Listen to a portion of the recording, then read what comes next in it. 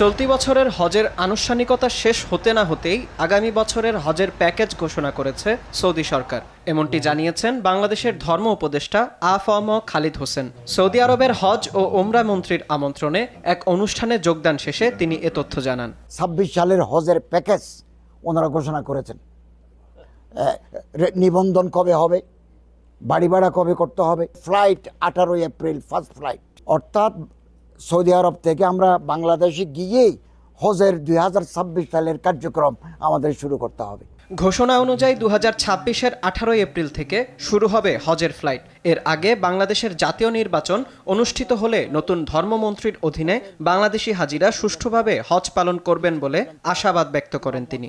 18 flight যদি হয়, 18-র আগে যদি নির্বাচন হয়, তাহলে ফ্লাইটের আগেভাগেই আমরা দায়িত্ব হস্তান্তর করব। আগামী দিনে যিনি মন্ত্রী আসবেন তার হাতে আমরা গোছানো একটা প্যাকেজ হাতে দিতে পারবো। মঙ্গলবার হাবের সঙ্গে বৈঠকে বসেন ধর্ম উপদেষ্টা। এ সময় যেসব ট্রাভেল এজেন্সি এবারের হজ ব্যবস্থাপনায় অনিয়মের সঙ্গে জড়িত ছিল তাদের বিরুদ্ধে ব্যবস্থা নেয়ার হুঁশিয়ারি দেন তিনি। এটি নিশ্চিতে হাবেরও সহযোগিতা চান ধর্ম উপদেষ্টা। এজেন্সি তাদের পারফরমেন্স নট গুড, আমরা তাদের কারণে বিব্রত অবস্থায় পড়েছি, আমরা তাদের বিরুদ্ধে আইনানুগ ব্যবস্থা নেব ইন কোঅপারেশন উইথ হাব।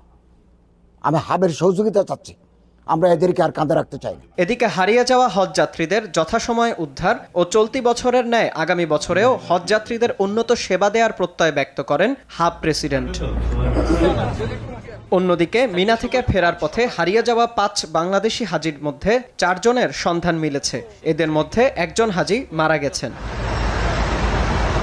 এবছর হজ ব্যবস্থাপনায় শীর্ষে রয়েছে সিঙ্গাপুর। দক্ষিণ এশিয়ায় প্রথমে রয়েছে বাংলাদেশ। বিন ইয়ামিন, RTV।